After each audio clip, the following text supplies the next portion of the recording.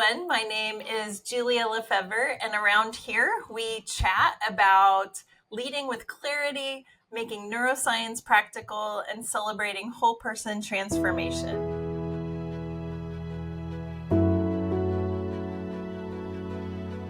So today, my question for you is this. Have you ever found yourself in the middle of a crisis? I think the whole world right now almost feels like there's crisis all around us. And so when you're talking about or thinking about the workplace, what if the key to transforming workplace culture started with how we view chaos, with how we view crisis? So Gabe Disbrow is here to show us how it's done. He's the president and CEO of Lever's Supermarkets, known for leading a 100% employee-owned company with heart and vision.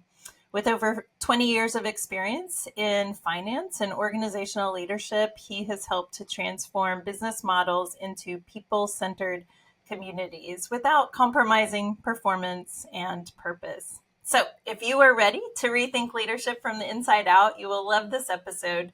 Please welcome the wise, the grounded, and the generous Gabe Disbrow. Gabe, welcome. Thanks, Julia.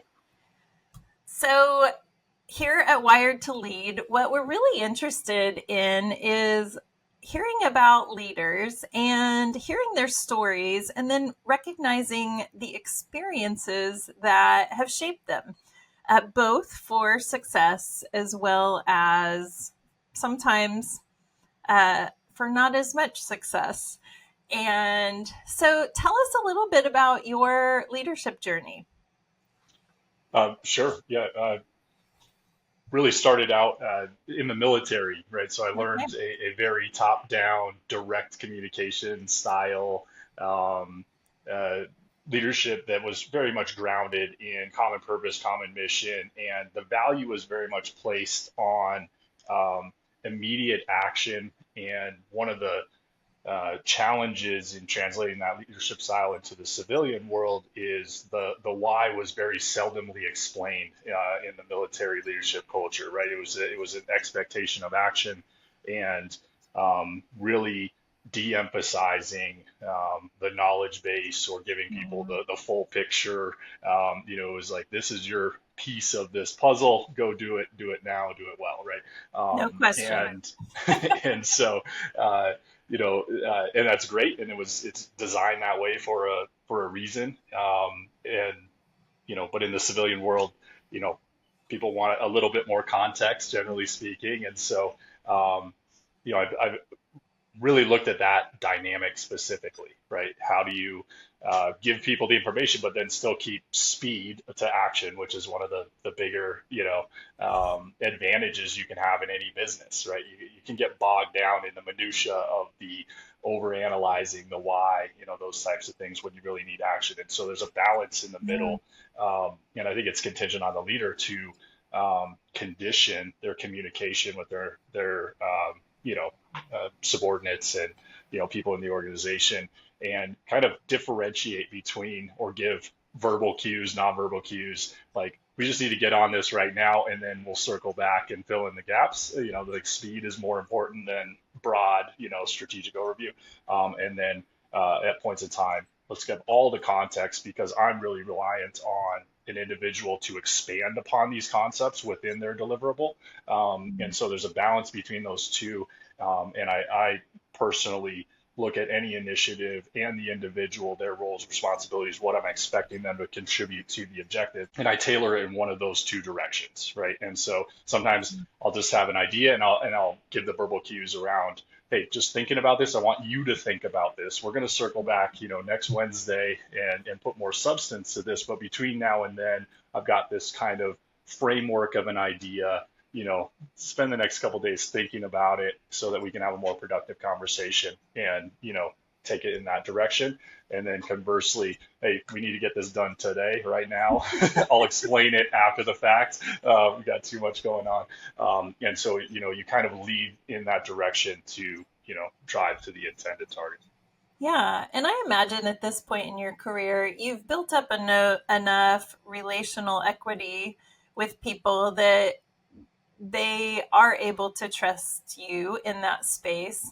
And I'm curious, way back, you mentioned, coming from a military background where it was much more authoritarian, top down, you just do what your superior tells you to do. And I'm curious if you tried that method of leadership in the civilian world, and just how you learned to embrace more of a balance, so to speak. Sure. Yeah, absolutely. I thought that was the way that all leadership was for some point in time, but very results oriented, right? So leadership, if you really break it down, that's fundamental, is really influencing behaviors, right? And Mhm. to achieve common goals, objectives, those types of things. And so we if you have that approach and it's not effective, you're not getting the results through people, you really got to look in the mirror.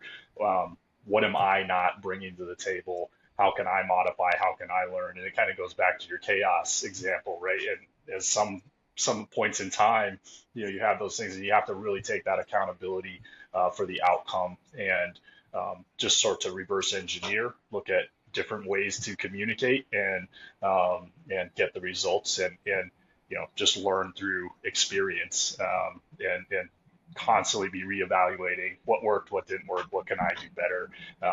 And it's not a one size fits all approach. I think that's the big, it's very individualized. I think you can have one size fits all styles of leadership once you really know how to pivot based on the cues that you're seeing with the individual. But every individual is different. Every individual has different motivations, different ambitions, and you have to proactively try to learn, what those are so that you can fit them into a framework of success. Yeah.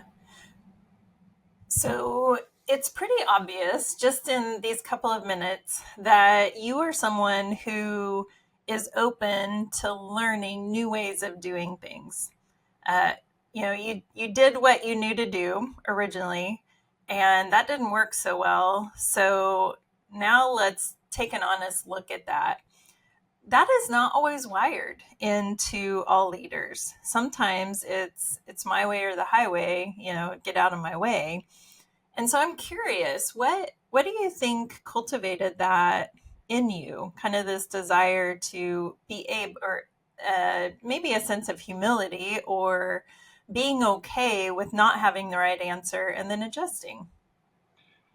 I think, it's almost back to this nature nurture, type of a concept, but moved around a lot. My dad was relocated often when I was a child. So constantly parachuting into new social groups, new settings, new geographies. And you have to be adaptable, or you have to force yourself to be adaptable at a young age. And so, it helps as confront different, challenges, environments, those types of things. Now, fast forward to where I'm at now. It also gives you an incredible relatability, right? I've lived in a lot of places, I've done a lot of things, Mhm. and so I'm fairly adept at finding those points of connectivity. And go back to something you said earlier around, I define that vantage point for a leader as credibility, right? I've got this big concept of credibility. I think it's very hard to be an effective leader unless you establish that credibility, and credibility takes execution over time, right? And a commitment to doing what you said you're going to do, right? And it's not something you can build right away. You have to earn it over time. It's really easy to lose, and so it's something you need to guard jealously as a leader. Um, so, understanding those dynamics, and they're universal. It doesn't matter the business or the environment. Those same principles of human interaction, in my experience, apply, and that adaptability is then centered in a desire to be credible. I think as a uh, person, I really want to be credible. It's one of the things that drives me. And so, putting in the work, giving the deliverables, living up to commitments is something that's always been very important. Yeah, I mean, really, I hear you talking about kind of the sense of having integrity. You want your life to reflect your values and who you are so that people can trust you. And so you work at that. It's an intentional pursuit, not just something that happens. Absolutely. Yeah. So currently, you are the president and CEO of Levers Supermarkets. And you told us that you started in the military. So fill in the gaps for us. Sure. How Yeah. did you get from there to here? In a zigzag kind of a way. But yeah, I was in the military, loved it, was in for 7 years, had some different ambitions or plans, and they didn't quite shake out when I got out. And so really out of necessity had to reassess, and I ended up in retail with Target out in California at that point in time, just to start a career and try to figure out life. And had just great exposure to their retail processes at the time, and they do a lot of things very, very well. And so it was a really good learning experience. And then went to Aldi and moved my family back to Michigan, and kind of started a career with them. Went up through operations, wore a bunch of different hats, and was involved in a They're lot of my different favorite things. grocery store. Just saying. Okay, No yeah, offense to Levers. We don't have Levers here in Kansas. So, sure, but yeah, anyway, so thank you yeah, for the work you did. yeah. Great company. They do things very well. So it was another education in terms of Mhm. a very efficient operating model. Mhm. And even their leadership systems, I thought, are somewhat unique within retail. And so just a phenomenal organization. And, was with them for over a decade, and then had the opportunity to come out and lead an employee-owned company in Colorado, and I was very intrigued by the employee ownership aspect of it. I think there's a bunch of different ownership structures, and I'm always very interested in this common mission, connectivity, those types of concepts, and this is just a unique opportunity to get to explore that and help a employee-owned company grow, and so been here 7 years. It's been a lot of fun, lots of challenges. We've gone through a lot of different iterations and challenges on a pathway to success, but very proud of the team here and how everybody's sort of unified around some of these concepts. Yeah. So for someone who really doesn't know a whole lot about business structures, and I don't know if anyone else out there would wonder, but what's the biggest difference between employee owned and the other places that you came from, corporate? Sure. I think there's this fundamental circularity that's sort of interesting. The shareholders are the employees, and so we have defined roles, responsibilities, leadership structures, but there's this peer-to-peer and bottom-up accountability that I think is unique relative to anything I've personally experienced. Most days it feels like a normal company, but we have this extra gear that we can go to in communication, kind of a call to action, and a peer-to-peer accountability structure that I think is unique. It's sometimes it's hard to have those challenging conversations and say, we're better than this, right? And especially from a peer-to-peer level, and not have that be overly politicized within the corporate structure. And we very much encourage that, right? We're all in it together. We all have the same goals, ambitions. The company's goals are the individual employees' retirement goals or lead to it. And so, that should spur a higher level of accountability. And so that's probably the biggest difference. Yeah, thanks. So I love, there's a word you have, excuse me, said probably 5 or 10 times already in our 13 minutes together. So, and that is, any guess? Do you know what word I'm going to say? The last one I said was accountability, so I say that a lot, but Okay, not sure. that's not it. It's actually Okay. um, connectivity is how Okay. you have said it. And there's this idea of connection, common mission, common purpose, connecting with the people that you are leading. And the reason that sticks out is because in my work with neurochange, that is the foundational piece, that's the capacity that all leaders need, and really all humans need, is the ability to connect. And so I just find it interesting and curious. What led you to value this so much, to understand the value of connecting with the people beyond, and what I hear you saying, and maybe I'm reading into this, but is you're saying I'm connecting to them beyond just this 2D, workplace role. So Sure. what has cultivated that in you? I think it ties back to, different business objectives. And so, I saw when I transitioned into the civilian world, I saw this unique aspect that I hadn't been familiar with from a leadership perspective, in that some people just had the job and they didn't really care if it was a 9 to 5, or push the clock mentality, and they were just there to, pass time and paycheck, get a paycheck, and they weren't really invested in what they were doing, and I thought that was interesting because. We all spend so much time working. So much of our lives is spent working, and Mhm. if you can't find a way to make that fun and be engaged in it, for me, I almost have pity on people that are just grinding through life and not enjoying what they're doing. And I know that's a interesting philosophical stance, but really trying to connect with people and figure out, what do you enjoy and how can we connect that back into the business so that this is fun for everybody, because there's that energy that, coworkers give off, customers respond well to it. It's more fun, and we're spending all this time, and then it gets into these elements of pride. Are you proud of what you're doing, right? And Yeah. I think pride is this really interesting dynamic, and the way I've described it at points in time. My definition of success for anyone is you're spending so much time at work. When your grandma or aunt or some family member flies in to visit you, you pick them up from the airport. Do you bring them and show them where you work, right? That is the biggest definition Mm, of success from a pride perspective, because um, the multitude of employees who are all in on what they're doing, they want to show that off, right? And the ones that don't, then you can start to get in, well, why is this not that important to you?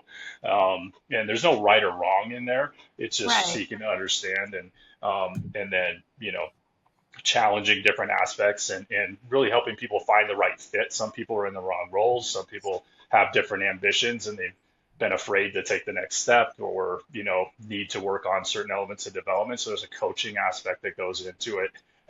But yeah, that's sort of where it all emanates from. I love it. It's a great metric to just evaluate. Am I in a place that's filling me up and that's utilizing maybe even all of my gifts and strengths and passions? And if not, then how can, what steps can be taken? So I love that.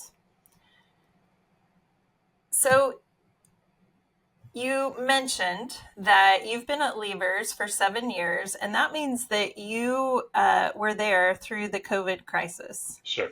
Yeah. And you've told me that one of your passions is crisis management. And so here's your platform. Tell us Sure. everything you know. Uh, I thought that was a really interesting time. I would love to read some of the business case studies that come out 10, 15, 20 years. I think it's really changed a lot of aspects of the employer-employee dynamic across many industries. I think it's changed some consumer behaviors, the supply chain, all of these types of offshoots of it. Um, I think COVID's pretty well documented in terms of, some of the challenges. It blew up supply chains. We had to very, very much pivot in and out of different mm, things and get very creative, almost on a day by day basis. Was really proud of how our team really rallied together, amped up their frequency of communication. It also broadened out the amount of KPIs guys like me have to look at on a daily basis. In a more stable, predictable environment, your subset of KPIs is relatively small. When all the variables are moving in different directions at all times, you really widen out your analysis set, and so. Some positives come from that because we continue to run on a wider analysis mm, set to this day. And Then we got into sort of quasi but non directly related things with inflation and interest rate mm, environments, and just attracting employees. There was a period of time where our application mm, flow got really low. And so we were having internal discussions about just the level of selectivity we had through our hiring processes, how to reach candidates, how are we presenting ourselves as a potential employer and telling our story.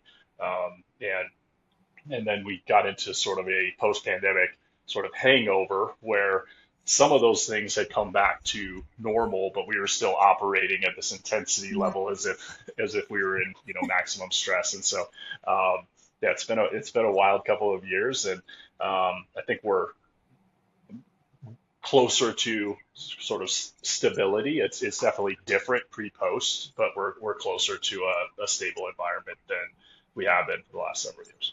Right. So, what advice or what would you tell other leaders who are trying to build their capacity to be able to handle crisis?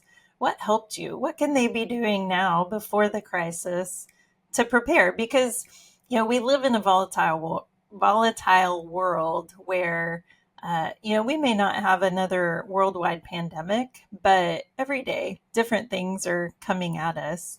So, what's your best tip for how to prepare for those times? So I've got a couple. One is just this organizational structure in terms of personal organization. I think at all times, leaders, business professionals really have to focus on that skill set of their organizational systems, and that's their calendar management, their email management, the way they communicate. If you have really good routines in that regard, then your ability to deal with additional demands is easier because you already got very robust systems that enable you to um, uh, juggle a lot of balls, so to speak, or multitask. And so that's always a fundamental one. And then on the sort of other side of the equation, it's really the resource management. And so what I learned going through the pandemic is there was points in time where the entire team was required to be operating well above a sustainable effort level, and started to get stretched thin. And so what we've done subsequently is really try to balance that resource allocation, and leave enough room so that people can step up for points in time. But we saw almost widespread burnout at points in time, and then you have to start shuffling the deck from a resource allocation perspective. Yeah, that was going to be my next question. Is it kind of having to do with more the personal capacities and overload that COVID brought? For some people, they didn't have a job to do, or it changed so much that they were, twiddling their thumbs. But then for a lot of people, it was overtime constantly with no breaks because now they're working at home and they're not ever leaving the office. That was me. and, Sure. and it led to some incredible burnout and even, mental health issues with anxiety for me. And so I'm just curious what you saw and how did you even approach that in your own life? So I think it starts with that organizational structure, that personal organizational structure and routines, and then really getting into concepts of prioritization, right? You Mhm. only have so much resource, even at the extreme, outer limits of it. And so you're constantly having to reprioritize. And sometimes that's hard to do because a lot of us like to make a list and we don't move to the next one until we've checked every item off. Um, I think what I've learned and what I coach is that those lists are very fluid. There's new inputs and things become variables change, right? Once you think of something, the world is in constant motion, and so things change, and you've got to constantly be reassessing, reprioritizing, and sometimes it can get frustrated if you're a list checker, to leave something on the list for 3 weeks, but if you're really honest about how you prioritize, that oftentimes that's the appropriate decision, and more important things are trumping that. It's important to not let it just go into perpetuity, and sometimes that can be an indication of a delegation queue. I think a lot of people don't always like to listen or understand those delegation cues, and if something stays on my personal list for multiple weeks, which I hate because I like checking stuff off the list. Mhm. That's an internal cue to me to get this off my plate and delegate it, even if it's something initially I wanted to be involved with or I had a vision for. If other things in the prioritization queue just keep trumping it, I've got to get it off so it can get actions, somewhere else in the organization. Yeah. And in a way, that's you being involved in it. It's getting it done. And yet so many leaders I think struggle with that piece of being able to hand it off. So really when I hear you talking about prioritizing, that even ties into being really clear about what matters most and having that sense of defined clarity. And you've also mentioned a couple of times just having this shared purpose and shared vision. And so I'm curious, how do you cultivate that in the teams that you lead? How do you maintain or create clarity and then maintain it when all of these other things are coming in, trying to distract, get us off base? I think for my direct reports, that's pretty easy because we have constant, communication and a lot of FaceTime, that type of thing. And so it's really easy to translate that vision to my executive team. Where it becomes a little bit more complicated, and I've got to be very intentional, is when I'm in the field or interacting with employees in different aspects of the business down channel. Um, I know they're looking at me, and you can never let opportunity pass to reinforce that vision. So I have some trust that that vision's getting cascaded through their leadership, and then it's my opportunity to reinforce and sort of back their leaders up, and so that there's a consistent message coming out, and Mm, occasionally that reinforcement really helps. I might say it slightly differently, and it helps connect the dots, and you'll have an aha moment, like, "Hey, I heard my boss saying that," but hearing it in that way from you really helped mhm, me understand it in a different way. And so, just be constantly aware that people are looking for that reinforcement of vision. And then occasionally you'll find that there's gaps, because people are like, "I've never heard anything like this before," and then that's an opportunity to go back to that leadership team, and really start to explore, what is cascading and why hasn't this cascaded down to where it should have been? What are your priorities? Are they misaligned with what we're trying to achieve? And just spending the time to connect the flow of information. Yep. it all comes back to connection and Yep. being able, I mean, really, we're talking about communication, but that is facilitated by presence and having conversations and staying proximate. Not necessarily, I mean, we are living in a digital age. It doesn't have to be face to face physically, but, like what we're doing, there has to Yep. be those conversations. And sometimes it's simple things.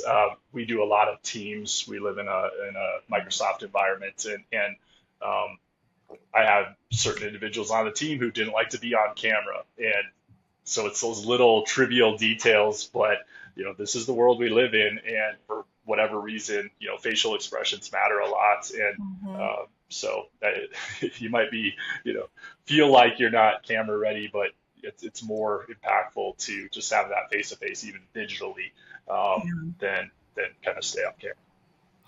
It's interesting this shift into, yeah, Teams and all of the different, Zoom meetings has really surfaced a lot of the deeper insecurities in a lot of people. And, that's where my work comes in, where it's interesting. It's not, sometimes people might think this is a compliance issue. Just turn your camera on. But what I'm finding is that there are deep reasons why that is an issue for them. And I'm just curious if you have experienced any of that where, man, this doesn't seem like a big deal, but the response seems out the proportion. It feels very out of proportion to what Yeah. this should be. I think back to that, behavioral piece of leadership, and that every individual is different. I think as a leader, one of the things that you do, whether you recognize it or not, is you identify a baseline of behavior. So every individual in their just generic state operates in a certain way. And one of the things you've got to condition is to look for deviation from that baseline, either up or down, right? So if Mm-hmm. someone's super stressed out, and if they're not proactively bringing something to you, that's a deviation from their Mm-hmm. baseline, or if someone's down or off camera or those types of things. And so it just prompts questions. We don't have all the answers, but we can notice shifts in behavior. And all that is a cue to the leader to ask questions. What's going on? Is everything okay? Yeah. And sometimes it's like, yeah, I was just running, juggling three things. I was on that meeting, but I was really trying to do something else and multitasking. Sometimes there's simple examples for it. Yeah. And then sometimes it's like, yep, having a really bad day. So this is going on in my personal life, and it's better to know those things and just ask the questions. Hey, I saw this shift in your behavior, and I don't say it exactly like that, but Mm-hmm. saw you do X, Y, and Z, and what's going on? Let's talk about it. And it's just important to always kind of understand when that baseline, deviation happens, and it should prompt some form of conversation between that person and their leader. Yeah. One of the things that so many leaders get so focused on the behavior and needing behaviors to change that they forget what is leading up to those behaviors.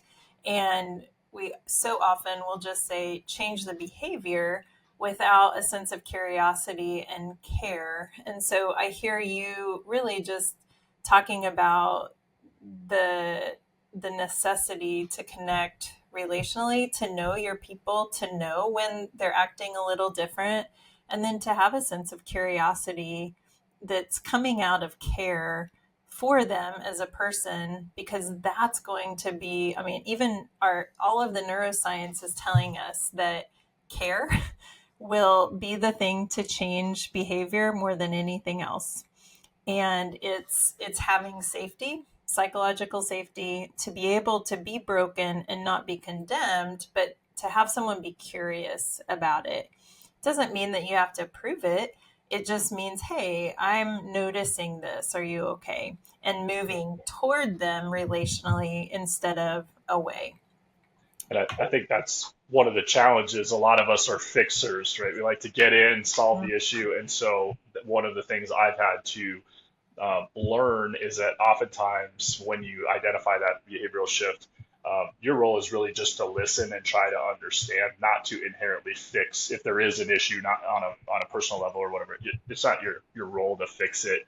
Um, People don't want you to do that. That's not the dynamic. And so, but it's easy to do because a lot of us are just wired to dive in and try to solve every problem.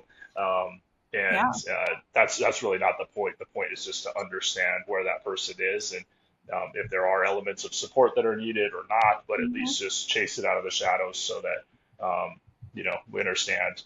And then you can reprioritize off it. Sometimes there's serious things going on, and then you shift back into what's your workload, what are you working on? Can we take some stuff off your plate and get you to focus on that, and just establish that communication channel, so that they feel cared for and provisioned for, but then the work is still getting done. Because sometimes if someone's you say, oh, go take a couple of days off, well, that work is still piling up in the Yeah, of background, and then course. for a lot of Mhm. people that adds to their anxiety, and and they can't really focus on dealing Mhm. with whatever the situation is. And so I think Mhm. it's really important to you know pair that with a resource assessment, redefine timelines, whatever, so that if something's really urgent, is there someone else that could step in this point in time, and not just let it pile up and Kyle. build that anxiety on the back end. Yeah. One of the things that helped me, because I was also a fixer, and it's like, here, let me help you. Let me just fix this for you. Yeah. And the problem with that is that when our core human need is to be seen, known, and accepted. And so when people come in and are trying to fix, then people feel seen, known, and rejected or judged, and it shuts their thinking brain down, Yep. literally. It puts them into fight or flight mode, which keeps them, it starts a cycle of not performing well. And so for fixers, the thing that if we can just shift what we're fixing, let's fix their number one need to be seen, known, and accepted by seeing it. Like you can, hey, I saw this, knowing it, understanding it. So that comes through curiosity. And then again, by being okay with them relationally, to give them a sense of acceptance. And 9 times out of 10, that's all they need. And then it gets their brain back into thinking mode, and then they can move forward. But we tend to sabotage the thing by overlooking that human need to get to fix our workplace need. So I just Sure. appreciate you talking about And that. and there's a business dynamic trap that you can fall into in that fixer mentality. And I've done this earlier in my career where you come in and you determine your most expedient way is to marginalize people's decision making and then just take a lot on it and just do it yourself. And you can have a lot of success with that. I have. You know, it's definitely possible to be very successful with that style of management, but the challenge is it's not sustainable.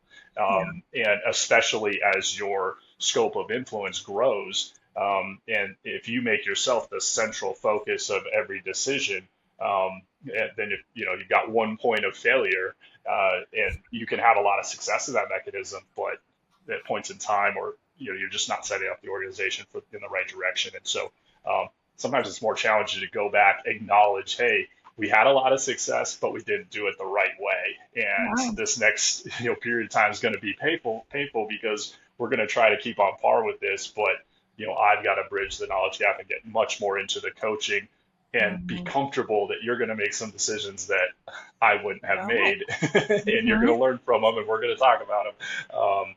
And so it's that's that humility of just understanding, and it's hard to do because you want perfection and you want things to operate in a certain way. But there's this tolerable amount of failure that you've got to accept, and then really coach people to learn from it, adapt, improve, and take on some of it. And that I think that really comes down to on the decision making. I think decision making is the hardest thing to develop in subordinate leaders.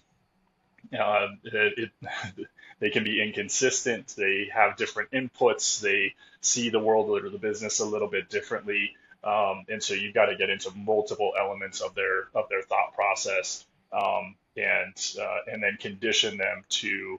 I say get the ball down the field, right? Some people can get that Mhm. paralysis by analysis where they're just trying to make the perfect decision Mhm. every time. Well, that's not very expedient. And so it's like use the data you have, make a decision, have a thesis, and Mhm. then reevaluate it 30, 60, 90 days, whatever the time period is. Is it, has anything changed? Are there new variables? Did you learn something? It's okay to say that was a bad decision. It might have been a good decision with the limited information you had. It's okay to pull the plug on it if it's not working or completely modify it and Mhm. pivot down the road. But that's a very difficult thing at scale to develop, is that decision making across a lot of people. It's a little easier if you have a lot of one-on-one time with one individual. Yeah. But if you're trying to manage, 30, 40, 100 people, it's very hard to do that consistently. And you have to be comfortable with some element, some tolerable element of failure, and then just trust that you've built the learning dynamic within those individuals so that they can, assess what went wrong, correct it, and not make the same mistake twice. And I imagine as the leader, I mean, that's going to take time. And so not only are you giving up decision making speed, but you're even extending the timeline because it may take double the time because they may make a poor decision. And I've seen emerging leaders get set back because when they did make the mistake, there was punishment or consequences from their leader that then gave them this experience that said, I'm never doing that again. And so it really does shine a light on the influence that a leader has, especially when their mentees are making mistakes. I think that's one of the prime catalyst for either successful leadership to be built or for it to derail. And it's based on the leader's response to that mistake. Absolutely. I've got sort of a first one's on me mentality that I think is fundamental to the style of leadership that I want underneath me as well. And I think the way to sort of circumvent that or turn that into a positive is sort of this maximum accountability from the leader for their subordinates' decision making. Mm, And what it is okay, we're empowering you to make a decision, but ultimately it's my responsibility. And so if you mess it up, I'm going to take the hit. mm, But I'm only going to do that one time. We're going to learn from it, and yeah. really unpack exactly what went wrong. And then from that point forward, there's a definitive transition of responsibility and accountability around whatever that objective or responsibility area is. And so it gives people that sort of freedom Mm, to take a chance, knowing that they've got cover. You could use an umbrella. Every leader, yeah. depending on how Yeah. high they are in the organization, has an umbrella. The higher you're up, the Mhm. bigger it is. And, yeah, people underneath you are staying dry. If they branch out and do something, unsanctioned, they're going to get wet and they're going to handle the Yeah. consequences. But if you've got a structure of taking the responsibility for their decisions, you can keep them dry. And then they earn their own umbrella, and it's a small one, but they can go out and Yeah. you know, uh, play in the And then rain a it little starts bit. So multiplying. yeah, Yeah. yeah, I love that because it offers them the experience. And even in the experience of failure, it's not because you're joining them then and learning from it, setting them up for, okay, so what do you do next time? And then the next time they get to step into that space with more confidence and hopefully experience a win in the follow up. I will say from time to time, it's hard to be consistent with that because sometimes people do really dumb stuff and it hurts. And I can't believe that you did this. And it's very hard at times to stay consistent with that type of thing. So I really stress you have to stick to it even when it's painful. And then, you have to respond to those mistakes that happen. With a very prompt coaching, right? It's gotta Yeah. it's gotta go almost immediately. We identified it and then really unpack what went wrong, where do we mess up, what are we gonna fix moving forward. And occasionally that could be very challenging because you're just like, I cannot believe that happened. But you've gotta I approach it very holistically, and at Yeah. times that can create some personal stress because sometimes people do unpredictable things. Yeah. And those unpredictable things hit our triggers and our lid flips. And Yep. so, Yep. and then we just back up. Yep. Well, as we get ready to kind of close down this conversation, I'm just curious, what challenges are you facing today as president and CEO of Levers? What are you working on today, and how are you approaching those challenges?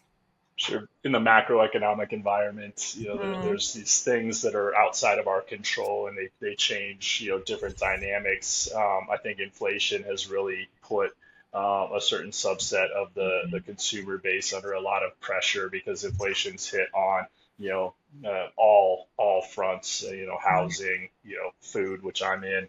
And so, people can get pretty stretched in and start to shift their behaviors. And we're very value oriented, so we're always just looking for ways to get value to people, and that can be a moving target at times. And then I think in this, it's really easy to get caught between sort of old school brick and mortar mentality, and then the world around us, and the digital connectivity, and how much more access people have to information, and then how do we use that to tell our story. I wouldn't say we're good at that yet, but that's mm, definitely something we're cognizant of, and learning how to interact with customers, in better ways. That's a never ending, ambition to progress and mm. get better at. Yeah, really having a desire to extend the connections of your organization with your customers, with Absolutely. future customers, and and just build those relationships. Absolutely. Well, Gabe, I am so grateful that you were able to join us today. And just as your closing mark, what would you encourage emerging leaders who are, maybe they're fresh out of the military, or maybe they're fresh out of their first degree, or maybe they just got their first manager position. What's one thing that you wish someone had told you when you were in that space? I think I was overly reliant early on titles and defined roles of responsibility. And what I learned Mm, throughout my career is your ability to make an impact if you uh, pretend that you own the company and make decisions through that sort of uh, prism, if you will, or that lens. mm, It's just amazing the things that you can do, and that your upward leadership really mm, values those things. And I don't see enough people kind of approaching it that way, or maybe taking things that seem like professional risk and branching out and committing to do mm, something that's maybe a stretch on your skill set, but then committing to a deliverable that's very valued in almost every business. And you don't understand that early in your career, how much that's valued and how that can help you stand apart from your peer group and really progress. So that's probably the big thing. You just have to learn on your own, or at least I did. But mm. when I'm coaching people or people asking for advice, it's you're capable of more than you think you are, and your company's willing to give you more to do if you ask for it and commit to delivering on it. I love that. Well, thank you for Thank you. sharing that and all of this wisdom. We wish you best of luck and growth at Levers and beyond. And just thank you for being here. I appreciate it. It was fun. Absolutely. Thanks for listening to Wired to Lead. If this helped you lead with more clarity today, hit follow in your app so you never miss an episode, and leave a short review in Apple Podcasts. 2 sentences is perfect, and it helps leaders like you to find us. If you're a leader who would like to explore opportunities for workshops or coaching with Brave Restoration, please reach out to our website at www.braverestoration.org. We would love to hear from you. See you next time.